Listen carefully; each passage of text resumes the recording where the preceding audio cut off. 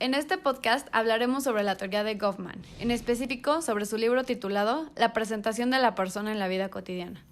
Erving Goffman fue un sociólogo y escritor, considerado como el padre de la microsociología. Estudió las unidades mínimas de interacción entre las personas, centrándose siempre en grupos reducidos. En el libro que mencionamos, nos habla en general de las interacciones entre las personas y sobre todo el concepto de actuación, que él define como toda actividad que un individuo realiza durante un periodo de tiempo y con un público observadores. Esto nos definiría a todos como actores, ya que realizamos diferentes actuaciones dependiendo del contexto en el que nos encontramos. Ejemplo de esto, yo soy hermana, estudiante, hija, amiga y me comporto diferente de acuerdo al público con el que me encuentre. Pero analicemos más a fondo algunas de las vertientes o puntos que conlleva el considerarnos como individuos que actúan. Existe una confianza implícita de los que observan con el papel que está desempeñando el actor. Es decir, los observadores deben de creer lo que ven. Ejemplo de esto es cada vez que nosotros acudimos al cine, nosotros entramos en un acuerdo mutuo con la película y sus actores para creer que todo lo que vemos en pantalla es verdad y está pasando. No podríamos ver películas o series sin entrar en este acuerdo, se volvería imposible. Esto mismo pasa en la vida real. Para Goffman existen dos tipos de actores, los sinceros, que creen en su propia actuación, y los cínicos, que no la creen. En el caso de los sinceros, es fácil ejemplificarlo, ya que en la mayoría del tiempo todos creemos lo que estamos actuando. Yo actúo como estudiante porque me creo una estudiante. Pero en el caso de los cínicos, pueden engañar a su público en bien de o lo que ellos consideran que es por el bien de la comunidad. Este caso lo podemos observar en doctores que se ven obligados a recetar placebos por el bien de sus pacientes.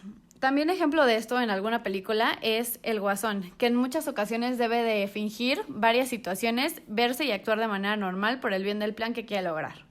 Muchas veces nos encontramos entre el ser sinceros y ser cínicos. Un ejemplo sería las personas que recetan medicina alternativa y realmente no creen en ella, pero la recetan de igual forma. Y si se llegan a enfermar ellos, acudirán a un homeópata para que les recete, sabiendo que ellos mismos no creen en lo que ellos están predicando de cierta forma. Otra parte de la actuación es la fachada, que de acuerdo con Goffman es la dotación expresiva empleada intencional o inconscientemente por el individuo durante su actuación. Ejemplo de esto es el mobiliario, el decorado, los equipos y otros elementos del escenario. Otro concepto importante es la realización dramática, ya que se le puede pedir al actor que no solo exprese durante la interacción las capacidades que dice tener, sino que también lo pueda hacer de forma instantánea. El ejemplo que nos da Goffman es el de un árbitro de fútbol, quien quiere dar la impresión de que está seguro del juicio que acaba de emitir y debe renunciar en ese momento a la reflexión que podría darle mucho más seguridad sobre su juicio y debe tomar una decisión instantánea, de manera que el público que lo observa esté seguro de que él está seguro de la decisión que acaba de tomar.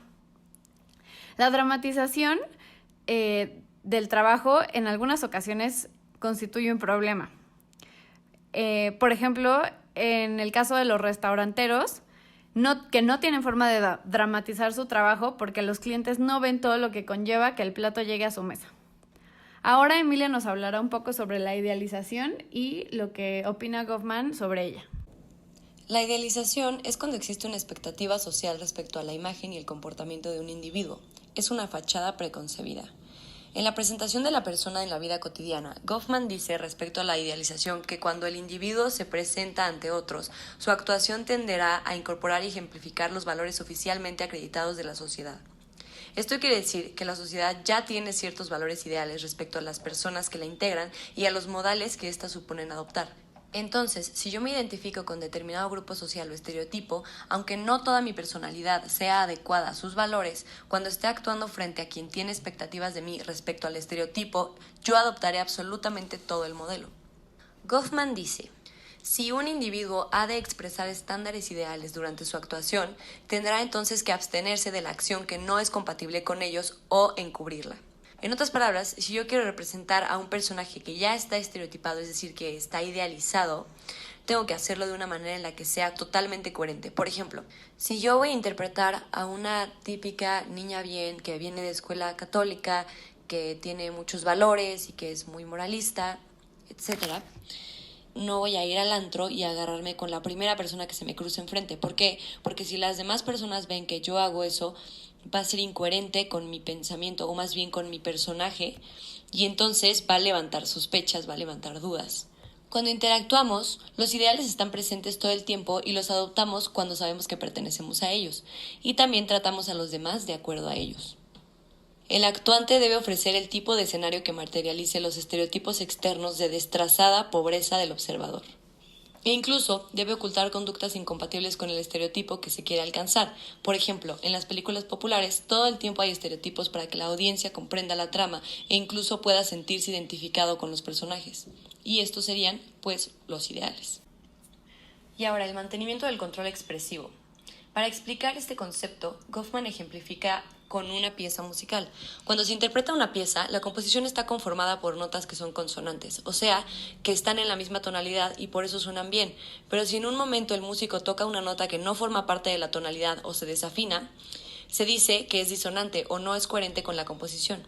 Cuando una persona está interactuando socialmente o, dicho en términos del autor, actuando, al estar encasillado en una idealización mantiene una expectativa en el público o el observador, pero cuando expresa algún rasgo o movimiento que no es coherente con el ideal, corre el riesgo de perder la impresión fomentada de la realidad. Por eso, cuando interactuamos, controlamos nuestros niveles de expresión para mantener la coherencia. En otras palabras, hay que sostener y permanecer la fachada a través del control de la expresión. Otro ejemplo es el de un retrato, cuyo estilo, cuando más transmute a su modelo, más profundo y verdadero será el arte.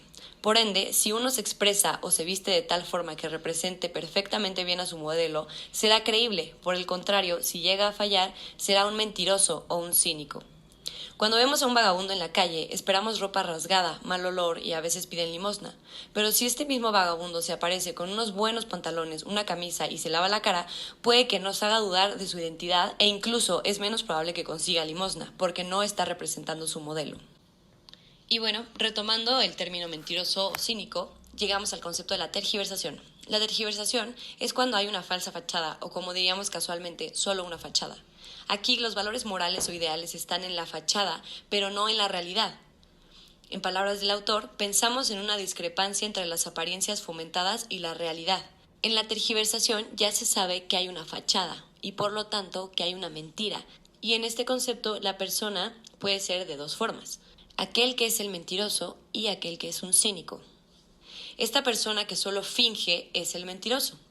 Pero en el caso del cínico sucede lo mismo, solo que con este ya se sabe que el actuante es un impostor, que nada es real, pero a pesar de ello, su actuación se aproxima tanto a la realidad que hace que el espectador u observador llegue a poner en duda su moral social. En palabras del autor, una actuación competente por alguien que demuestra ser un impostor puede debilitar en nuestros espíritus la conexión moral entre la autorización legítima para desempeñar un papel y la capacidad para hacerlo. Esto sucede en la comedia o en la sátira. Los actores representan un ideal para romperlo y esto provoca cierta incomodidad en el público porque justamente debilita la moral social establecida. Retomando el ejemplo de la niña bien para adaptarla a lo del cínico, esta chica, aún legitimada como niña bien, tanto por ella misma como por su círculo social, va a comportarse como lo opuesto. Va a decidir sí agarrarse con la persona en el antro, pero de tal forma que el título de niña bien no sea puesto en duda, lo que trasladará la duda no a ella, sino al ideal en sí y a sus valores adjudicados. La mistificación es para Goffman una distancia que se impone entre el conductor y el adicto. Si partimos de la idea de que todos somos actuantes, la distancia que se impone entre el actor y la audiencia permite que el acto se mantenga intacto y por extensión se piense del actor como el ideal de su papel y no por el actor en sí. Por ejemplo, tú tienes un círculo de amigos. Uno de ellos puede ser muy inteligente, hace sus entregas a tiempo, participa en clase y hace reír al profesor. Para el profesor, este es su alumno estrella, y mientras su relación se mantenga profesor-alumno, la imagen del alumno estrella va a quedar intacta. En cambio, para ti, él no es el alumno estrella. Es tu amigo, con el que te vas a tomar después de un examen difícil, con el que te vas de antro, con el que te pasa las tareas 5 minutos antes de la clase porque él sabe que no le hiciste. Y todo esto puede ser algo que el profesor vería mal. Sin embargo, mientras la interacción fuera del salón entre el alumno estrella y el profesor no pase a más de saludarse o comentar algún tema de la clase misma, el profesor va a pensar del alumno como el alumno y no va a tener la imagen de la persona que en realidad conforma a tu amigo. Goffman sugiere que la línea que divide la realidad del artificio no es tangible u objetiva, ya que tiene que ver con la disposición interna del actuante.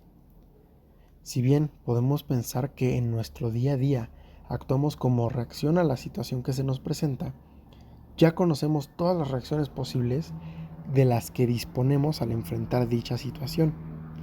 Ninguna reacción que tengamos va a ser nueva o original. En el caso más extremo, va a ser una reacción que no se había pensado para dicha situación, o va a ser una mezcla de reacciones que previamente no se habían actuado en conjunto. De esta manera, a pesar de que reaccionemos de manera orgánica e inconsciente a las situaciones, podemos tener las mismas reacciones con la misma intención consciente de hacer pensar a los demás que representamos el papel de nosotros mismos. Lo mismo podríamos hablar al pensar del pasado o de reacciones hipotéticas. A partir de nuestra experiencia, podemos recrear y suponer una secuencia de reacciones que en ese escenario pudieron haber ocurrido.